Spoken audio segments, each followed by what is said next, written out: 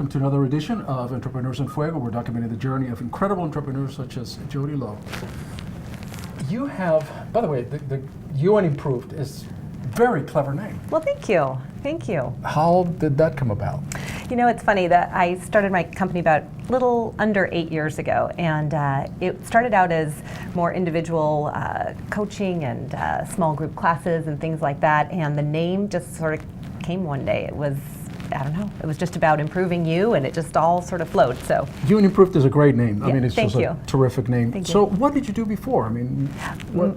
A couple of things. So I had a background in marketing and advertising for several years out of Clearly, college. you're wearing the perfect color. I mean, you're just I don't know about very all well that. coiffed. Thank you. Just, Thank you. well put together. I appreciate it. Yeah, so that's what I did, and quickly realized I am not meant for the corporate world. I am definitely not a cubicle girl. So I decided it was time to do something different. So I owned a couple of businesses with my then husband, and unrelated to really what I do today, but I always found myself in more of that mentoring, training role. So this evolution into UN Improved was a logical next step. So while you were in corporate America, Yeah. you always had that fire within you that you said, I can do a lot of things on my own that, and better than maybe what I've seen in the competition or what was out there. I just always felt like, to me, there was no logic in having to clock in and clock out. I have a crazy strong work ethic, and so for me it was like, well gosh, if I can be more productive by working at home and then having a meeting or appointment, and I don't know, I'm pretty self-motivated. So it just seemed like the next evolution was to do my own thing. What do you do when you need, I mean, not everybody, not all of us can be at 100 all the time, right? I mean, we go through our highs and lows, and I guess at the end of the day, we try to find that equanimity, right? I mean, that line where the highs are not high highs and the lows are not low lows, right? You know, take everything with stoicism, if we will, with a little bit of equanimity. That way we can balance our lives. How do you yourself deal with the highs or the lows? Do you let that influence you, or how do you deal with it? You know, I'm human, so things happen, and I think what it is, so many years I've been studying and being a student of personal development, and now training it for so many years, that the highs happen, the lows happen, those things happen, but what I find is if there's a low, and they happen, it's sort of a quick lick your wounds, get refocused, recentered, and get back in the game. It's not a take you down type of a thing. I've never really been that personality type, in that I've always just been working on this for so many years that it's sort of become who I am and how I think. So it's sort of a respond versus react type mode. You know? And I ask you that because if I were to go to you as a client, right, I would expect you to be up all the time, but like you said, we were just human, right? And we may not be feeling at 100% that day that we need to be at our 100%. Absolutely. But we still need to perform. Yep. And that's kind of like what you teach, right? That's what you teach people to. Yeah, it's self-awareness and realizing what you need to kind of fill your tank to be play your optimal game and be your best and show up big. And that's, to me, the biggest thing is almost rewiring your brain to understand that that's what it's all about. It's all in you to do it, and you can get the training and the support, but you still have to practice that daily, and it needs to become really the essence of who you are. So for me, it's the same thing. I just am constantly keeping myself in check, and you know, how am I showing up, and am I giving it my all? Am I all in? Am I just showing up big in the world? Regardless of whatever is bothering you that day, you have to show up. Yeah, and you know what, stuff's going to happen. Like, we don't know what's happening today, tomorrow, you know, so that part you can't control, and sort of letting go of the worry and the fear and those things, and realizing they do absolutely no good and they only slow us down, and what's the point? You know, it sucks the essence out of today, so why bother? So, Jodi, love you and improve. Now, is everybody coachable? Or are they some of us that we're just that's it? I mean, you can be coached. I think it's a personal decision if you're open to it. You know, my desire is to help as many people as possible, and I don't really consider myself a coach at all. I do a lot more training, mentoring. That's more of the realm, and to me, there's a real distinction there. And I do feel like everyone can be. You're more of an educator. You want to teach people a little bit more about what they can do? Yeah, I just, what we do is training. So I work with corporations, and I go into the corporations and work with those teams to gain more accountability and create better communication and collaboration and trust, really shift the culture of organizations. Diversity is a big piece too, really creating a shift in understanding we're all different. We come from different backgrounds and different belief systems, and our perception of the world is how we came into the world, where were we raised and all of those things. So bridging those gaps. You are standing in a room, there's 30 people right there. Yep. And maybe half the room, if not more, are skeptical. Oh, this is just another. How do you break that skepticism? You've got 5 minutes. How do you break that skepticism? Authenticity. It's not my desire to be everything to everyone, but there's people that will get that, yes, I'm this happy, yes, I'm this energetic. And again, not to say that bad days don't happen, but it's a choice. And to me, it's helping educate and train people to use their greatest asset to their advantage. And once you develop that skill and develop that muscle, so many people, it's about exercise and we got to get in shape and eat healthy, and all of those things are vitally important, yet they miss this muscle. And to me, it's like if you're exercising that muscle constantly, what can you do? You can change the world if you want to.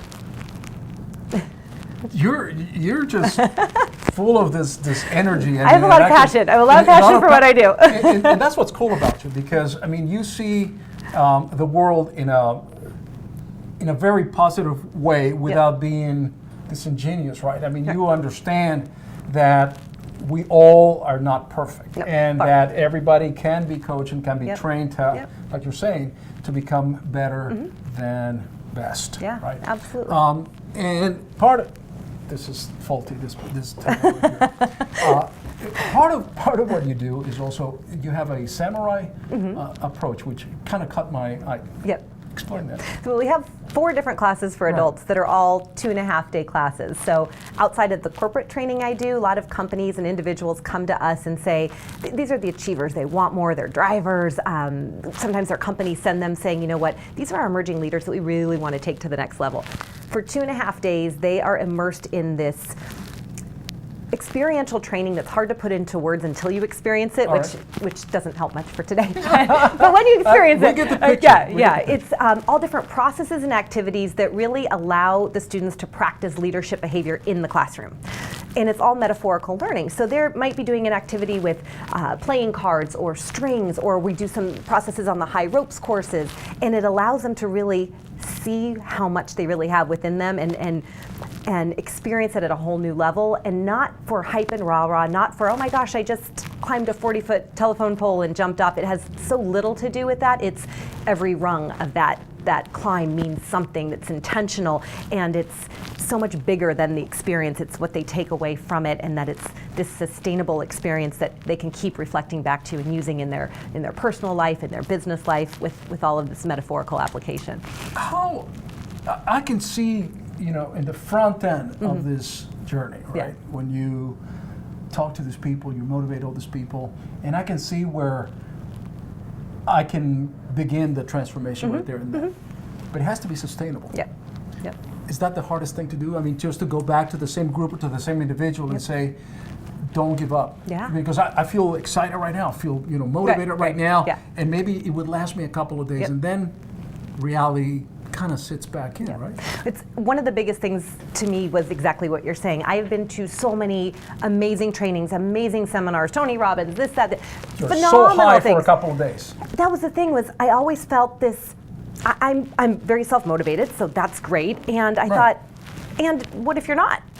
What if it's just this dusty notebook that sits on a shelf? And that seemed such a shame to me. I wanted to help create something where people had a community, a place where they could keep kind of going back. So we do things a little differently. After any of our 2.5-day classes, there's group coaching calls that are part of the class. So for 3 weeks after, they're getting constant ongoing coaching and mentoring. How are you doing? What's showing up? What can we support you with? The accountability aspect of it. All of that. And then I do 90-minute workshops every month that, as an alumni from our 2.5-day classes, you go to those for free for life. And to me, that's my way of making sure they understand that I'm committed to them. And this is not a, hey, thanks for coming, see ya. I really want to help shift the way people show up in their lives, personally, professionally, whatever it is. But there's so much more within us, and if we bring that to the surface and can keep it there versus this slow decline that often happens, that's the beauty to me, is keeping it going in the right direction. How do you measure the success? Because again, my goodness, any other industry, there are metrics that are very statistically objective.